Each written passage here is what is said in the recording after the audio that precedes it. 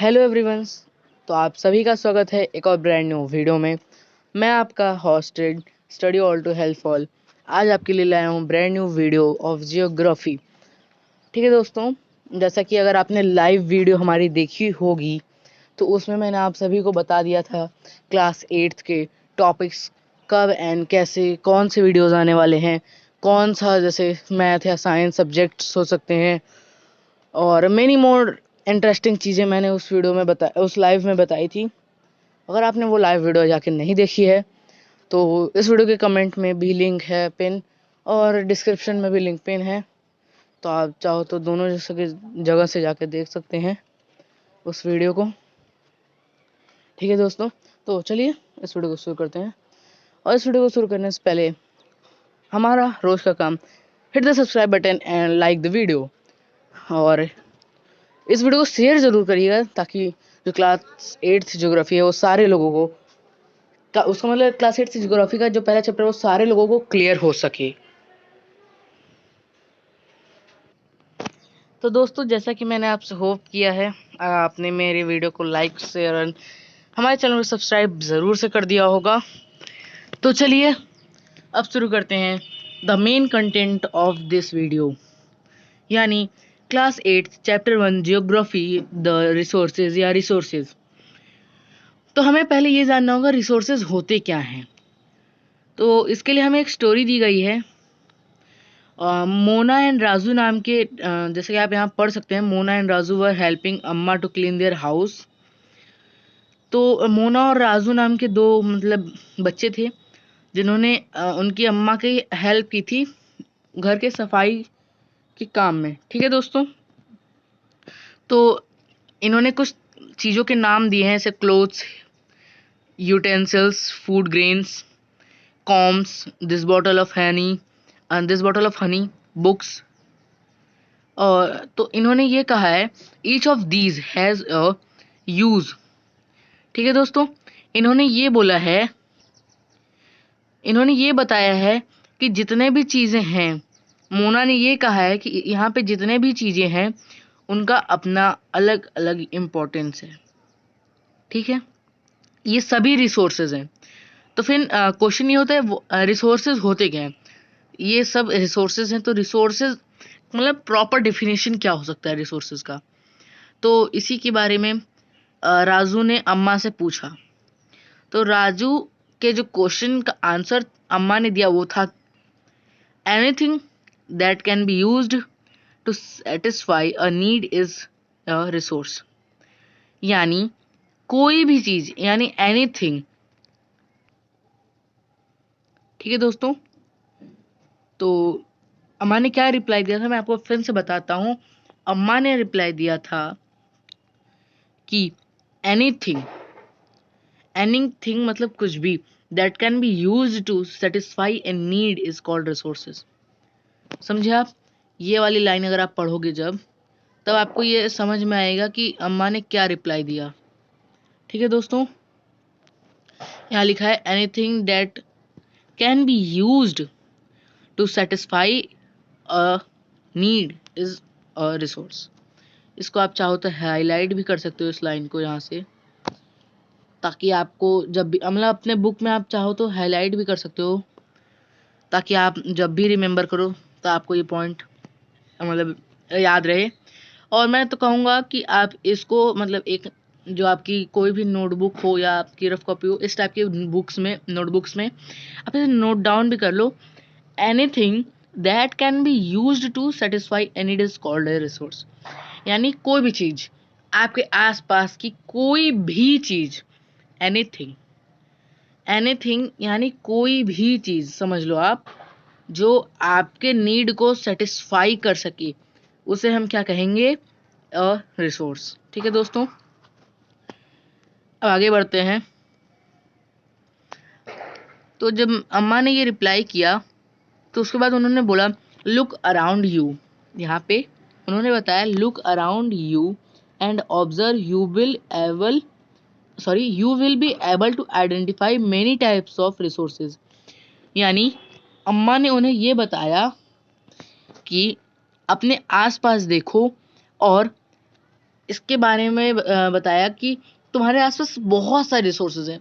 यानी रियली हमारे भी जीवन में हमारे आसपास जो भी चीज जो हमारे नीड या हमारे आवश्यकताओं को पूर्ण करे, यानी हम हमारे आवश्यकताओं को जो, जैसे हमारी कोई भी चीज, हमारे वाटर भी एक रिसोर्स है, क्योंकि हमारे जो वाटर की मतलब बॉडी में जो जरूरत है, जो नीड है, उसको वो सेटिस्फाई कर रही है, इसलिए वो भी एक रिसोर्स है।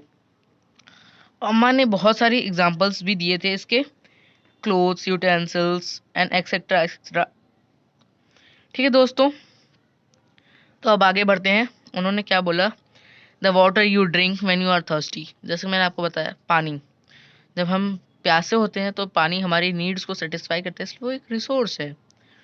और इलेक्ट्रिसिटी, या इलेक्ट्रिसिटी भी एक बहुत ही इम्पोर्टेंट रिसोर्स है, जो कि हमारे जीवन में हमारे बहुत सारे कामों में हेल्प करती है, हमारे बहुत सारे नीड्स को सेटिस्फाई करती है। जैसे हमारे फैन चलाना हुआ, हमारे जो घर में ओवन टाइप की चीज़ें हुए, रेफ्रिजरेटर टाइप की चीज़ें हुए, बल्ब्स हुए, एंड मोबाइल को चार्ज करना हुआ, electricity is very important resource.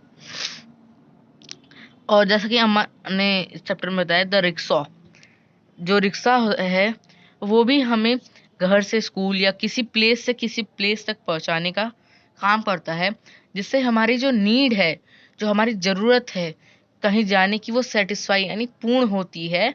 या यूँ कहें कि वो जो आवश्यकता है, वो आवश्यकता का मतलब, अब जब वो आवश्यकता आपकी पूर्ण हो जाए तो वो एक रिसोर्स बन जाती है आपके लिए, चाहे वो एक रिक्शा हो, चाहे वो रिक्शा हो, या हो आपका आपके घर का पीने वाला पानी।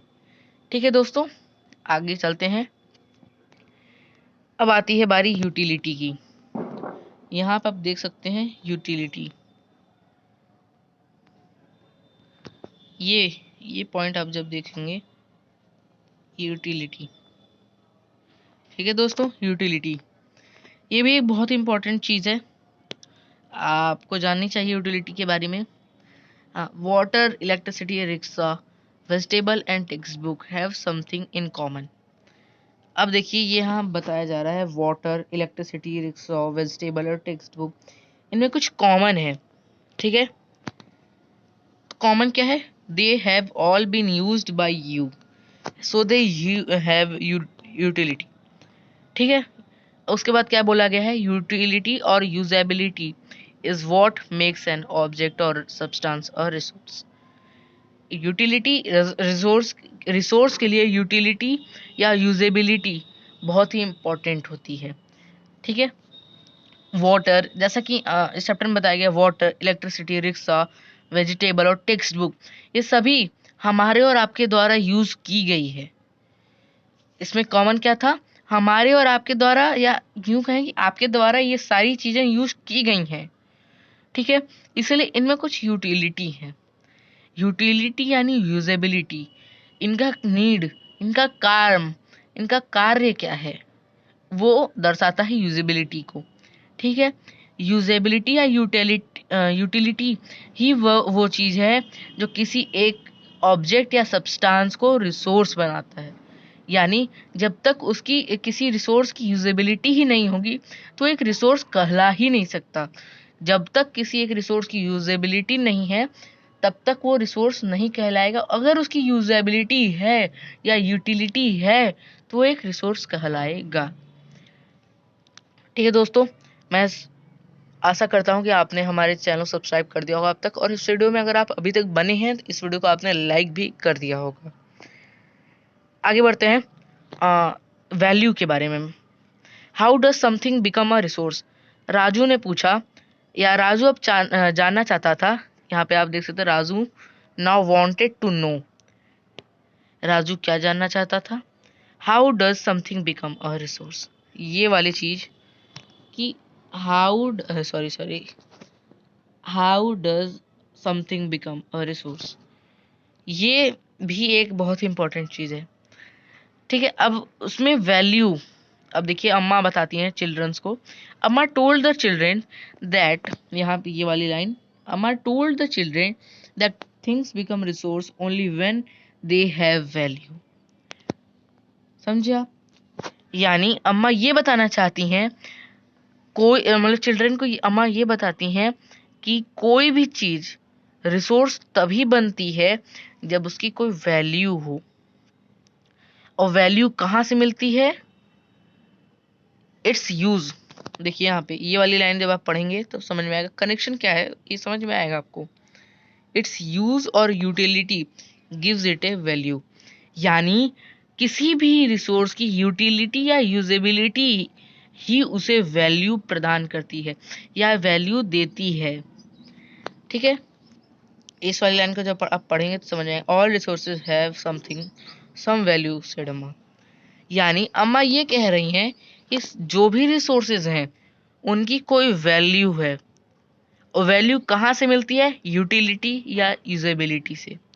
ठीक है दोस्तों, अब इसमें बताया जा रहा है वैल्यू के बारे में। अब वैल्यू के बारे में हम डीपली जानेंगे। Value means worth. साफ बात है दोस्तों, वैल्यू का मतलब होता है वर्थ। वर्थ यानी उसकी यूजनेस, उसका कितना काम है। ठीक है दोस्तों, वैल्यू। हाँ तो दोस्तों देखिए, जो वैल्यू होता है उसका मतलब होता है कीमत। किसी भी रिसोर्स की अगर कोई वैल्यू या कीमत नहीं है तो वो रिसोर्स रह ही नहीं जाएगा। और उसको वैल्यू या यूं कहें, जो कीमत है वो मिलती किससे है? नन अदर देन यूटिलिटी या यूजेबिलिटी।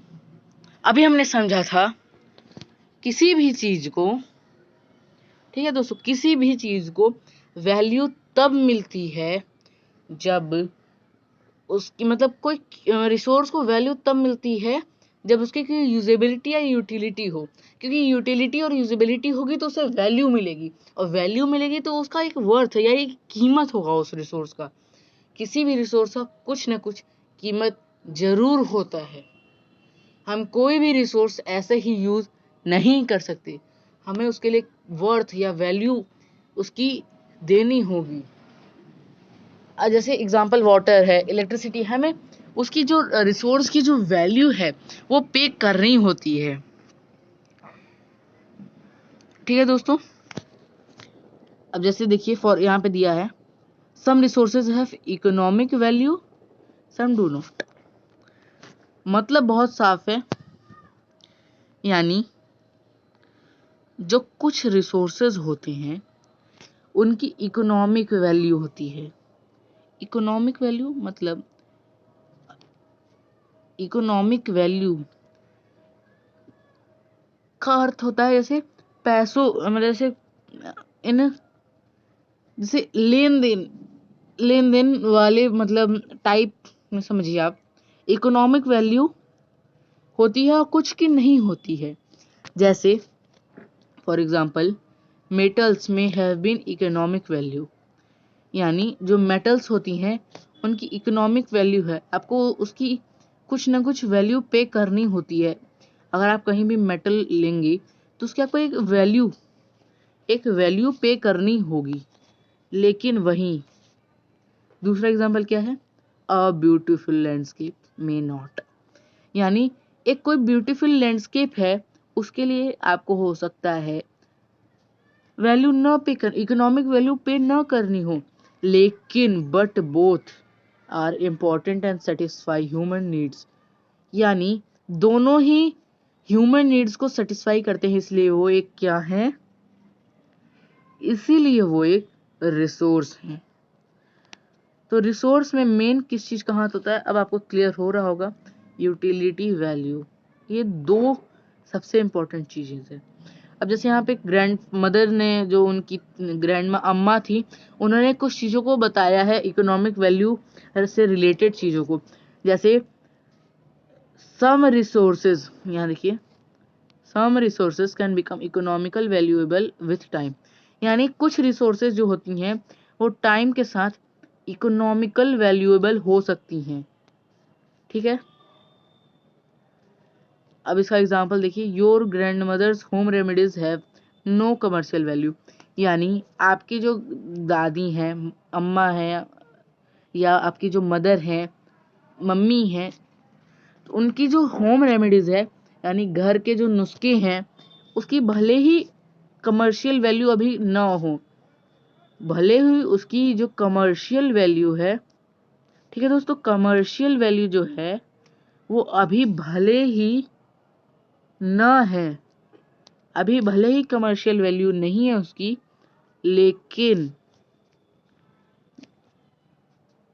हो सकता है कि हम उसको, यहाँ देखिए इस लाइन में देखिए, but if they are patent and sold a medical form tomorrow, यानी यही यही जो होम रेमेडीज है आपके घर के, मतलब मम्मी या अम्मा के नुस्खे जो हैं, उन्हें हम क्या करा लें, पेटेंट करा लें, और कल से हम मेडिकल फॉर्म्स में बेचना शुरू कर दें, तो क्या होगा उसका, वो कमर्शियल वैल्यूएबल हो जाएंगी।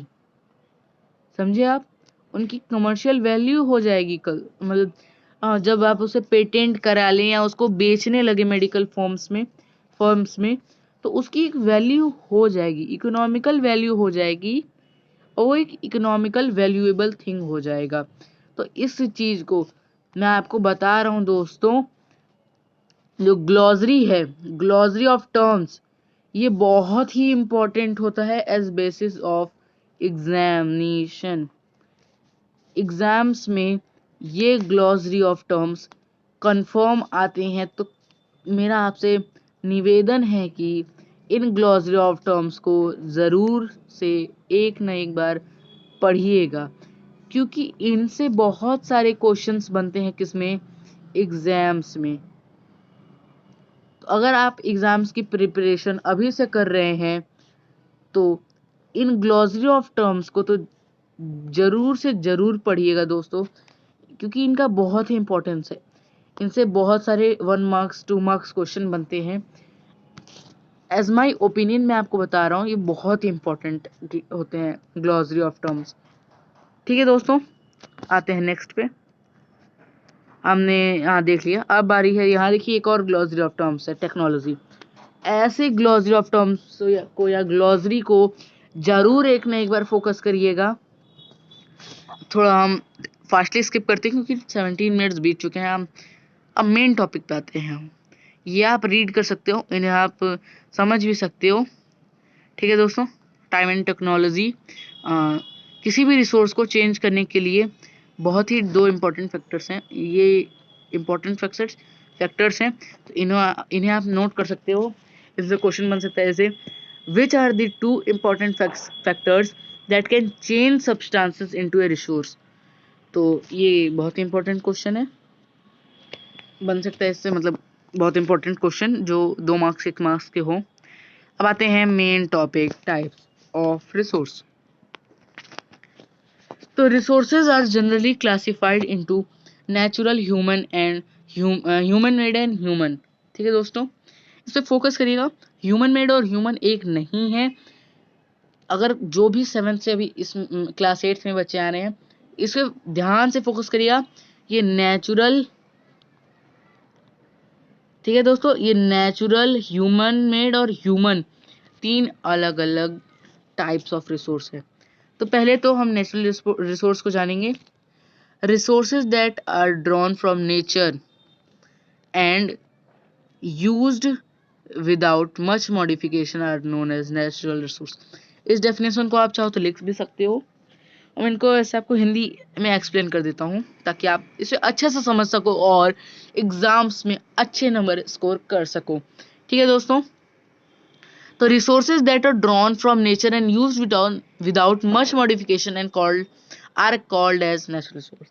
यानी जो रिसोर्सेज नेचर से बिना भी किसी मच मॉडिफिकेशन, यानी थोड़े मॉडिफिकेशन से यूज किया जाता है डायरेक्ट, उन्हें हम नेचुरल रिसोर्स कहते हैं।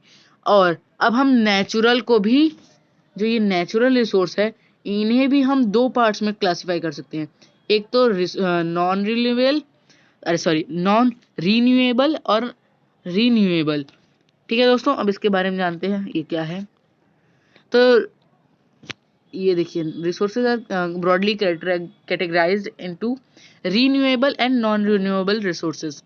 तो renewable resources are those resources which get renewed और replenished quickly, यानी वो resources जो जल्दी से, यानी बहुत ज़्यादा टाइम न लें और क्विकली रिन्यू या रिप्लेनिस्ड हो जाए, यानी जो ख़त्म ना हो सके उन्हें हम रीन्यूएबल रिसोर्स कहते हैं।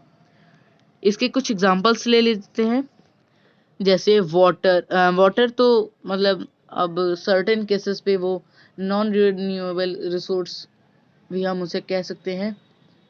ठीक है दोस्तों, क्योंकि जो ड्रिंकिंग वाटर है वो बहुत ही ज़्यादा नहीं है, सब जैसे हमें कहते भी हैं। हाँ, हमें वाटर को बचाना चाहिए, क्योंकि वो मे बी एक नॉन रिन्यूएबल रिसोर्स भी बन सकता है आफ्टर सम टाइम। ठीक है दोस्तों, तो अब जानते हैं इन नॉन रिन्यूएबल रिसोर्स के एग्जांपल। तो देखिए सॉइल, ठीक है दोस्तों, सॉइल हो सकता है, और ये देखिए सोलर एनर्जी और विंड एनर्जी बहुत ही इंपॉर्टेंट है। सोलर एनर्जी और विंड एनर्जी, ये दो आपको बहुत ही इंपॉर्टेंट एग्जांपल्स हैं, इन्हें याद जरूर रखिएगा। बात है नॉन रिन्यूएबल पे। नॉन रिन्यूएबल क्या है उससे जानते हैं। देखिए, रिन्यूएबल का उल्टा नॉन रिन्यूएबल होगा, इतना तो आप मतलब समझ सकते हैं। तो अब जानते हैं नॉन रिन्यूएबल रिसोर्स का डेफिनेशन आप खुद से भी क्रिएट कर सकते हो, अगर आप उसका मीनिंग समझ जाओ या उसका मतलब क्या है वो समझ जाओ। तो देखिए, non renewable resources are those which have a limited stock, यानी वो रिसोर्सेज जिनका कोई लिमिटेड स्टॉक हो, वो मतलब कभी भी उनका रिसोर्स मतलब का जो स्टॉक है वो खत्म हो सकता है, वो मतलब इन्फिनिट नहीं है। ठीक है दोस्तों, तो इसीलिए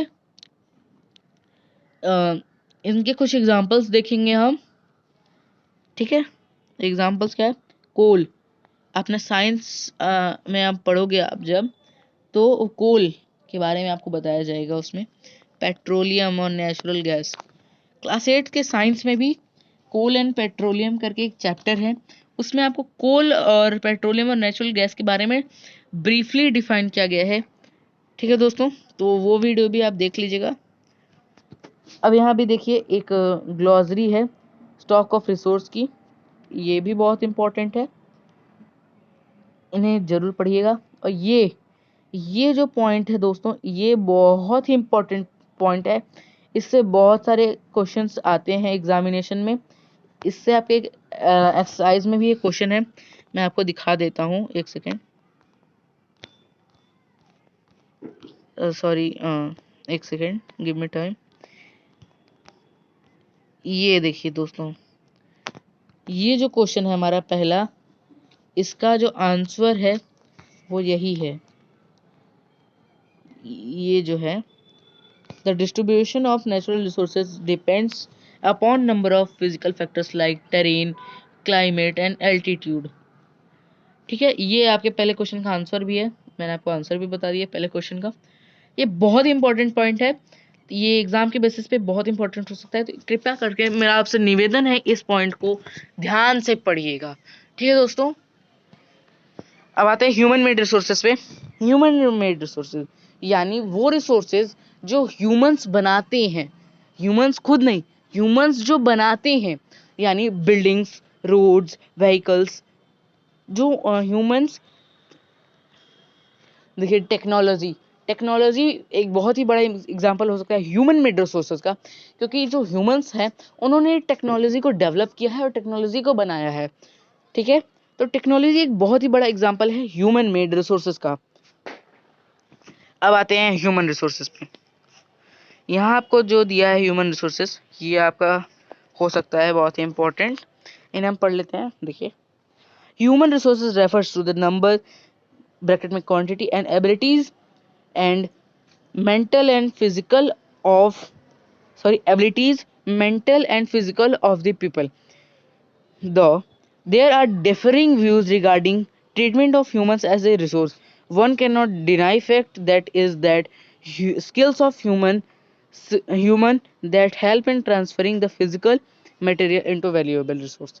यानी ह्यूमन रिसोर्स बहुत ही बड़ा रिसोर्स है, क्योंकि इफ ह्यूमन रिसोर्स मतलब जो ह्यूमन रिसोर्स है जो अगर वो एग्जिस्ट नहीं करेगा तो जितने भी रिसोर्स हैं, नेचुरल हो, रिन्यूएबल हो, नॉन रिन्यूएबल हो, उसे कोई भी यूज करने वाला रहेगा ही नहीं, उसे ट्रांसफॉर्म करने वाला कोई रहेगा नहीं, क्योंकि ह्यूमंस के अंदर स्किल होती है, मेंटल एंड फिजिकल एबिलिटीज होती हैं, जिससे कि वो किसी भी एक फालतू से फालतू चीज को भी एक रिसोर्स में कन्वर्ट कर सकते हैं। इसीलिए the most important resource is human resource. ठीक है दोस्तों, तो ये था हमारा ह्यूमन रिसोर्स। आगे बढ़ते हुए हम आते हैं किस पे, पीपल आर ह्यूमन रिसोर्स। यहाँ देखिए समझाया हुआ है आपको पीपल आर ह्यूमन रिसोर्स के बारे में। ह्यूमन रिसोर्स डेवलपमेंट, ये भी एक बहुत इंपॉर्टेंट पॉइंट है। इन्हीं छोटे छोटे पॉइंट से आपके एग्जाम्स में भी क्वेश्चन बनते हैं, तो कृपया करके इन पॉइंट्स को ध्यान से पढ़िएगा, मेरा आप सभी से रिक्वेस्ट है जो ये वीडियो देख रहा है। ठीक है दोस्तों, education and health in making people a valuable resource, improving the quality of people's skills so that they are to create more resources is known as human resource development। यानी एजुकेशन हेल्थ जो है वो people को एक valuable resource बनाती है, और इन्हीं पीपल स्किल्स को इम्प्रूव करना, जिससे कि वो एबल हो मतलब अलग अलग रिसोर्स को बनाने के मतलब अलग अलग रिसोर्स को वो बना सके, able to create more resources, तो वो क्या है, क्या कहलाता है वो, ह्यूमन रिसोर्स डेवलपमेंट। यानी जो ह्यूमन रिसोर्स है उसको डेवलप करना ह्यूमन रिसोर्स डेवलपमेंट कहलाता है। बहुत इंपॉर्टेंट पॉइंट है ये, इससे क्वेश्चन जरूर आएंगे, ध्यान से पढ़िएगा इसको। और कंजर्विंग रिसोर्स, अब इसमें हम यहाँ पे आते हैं डायरेक्ट सस्टेनेबल डेवलपमेंट, इसे आप ध्यान से पढ़िएगा। मोस्ट इंपॉर्टेंट पॉइंट मैं बता रहा हूँ दोस्तों, इससे आपके एग्जामिनेशन में अगर हाफ ईयरली और PT1 में जरूर से क्वेश्चन आने वाले हैं, तो इन पॉइंट्स को जरूर से पढ़िएगा।